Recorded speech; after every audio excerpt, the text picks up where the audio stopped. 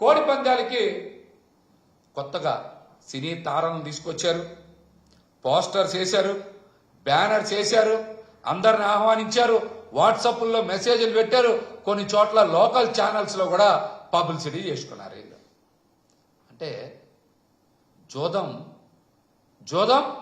ఈ రోజున కూటమి ప్రభుత్వంలో చట్టపరంగా ఆడుకోవచ్చు అనేలాగా అనధికారికంగా అనుమతినిచ్చారని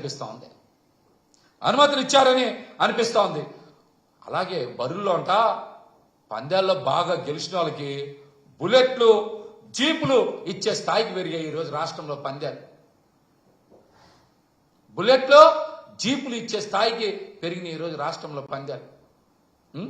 కొత్తగా ఐపీఎల్ పదులు, క్రికెట్ మ్యాచ్లు పెట్టి ఐపీఎల్ పదులు ఇప్పుడు కొత్తగా కోడి ప్రీమియర్ లీగ్ అంట కోళ్లకి. దానికోసం మినీ స్టేడియంలు ఏర్పాటు చేసి 1-2 కోట్లు కూడా ఖర్చు పెట్టారు వాటిని అలంకరించడానికి. అంటే వాళ్ళు 1-2 కోట్లు ఖర్చు పెట్టారంటే ప్రజల దగ్గర నుంచి ఎన్ని కోట్లు లాగేస్తారో కూడా ఒకసారి రాష్ట్ర ప్రజలు అర్థం చేసుకోవాలి.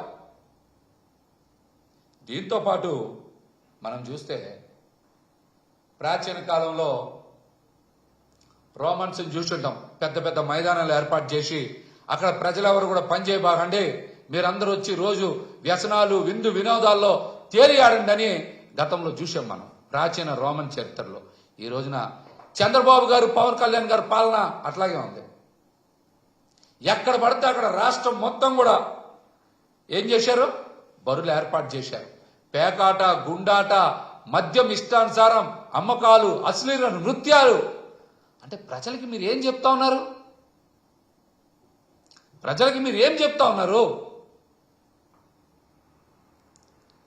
పనులు మానేయండి, ఉద్యోగాలు చేసుకోమాకండి, మీరందరూ హాయిగా తాగి తినండి, వ్యసనాల బారిన పడండి అని చంద్రబాబు గారు, పవన్ కళ్యాణ్ గారు ఈ రాష్ట్ర ప్రజలకు చెప్తా ఉన్నారా?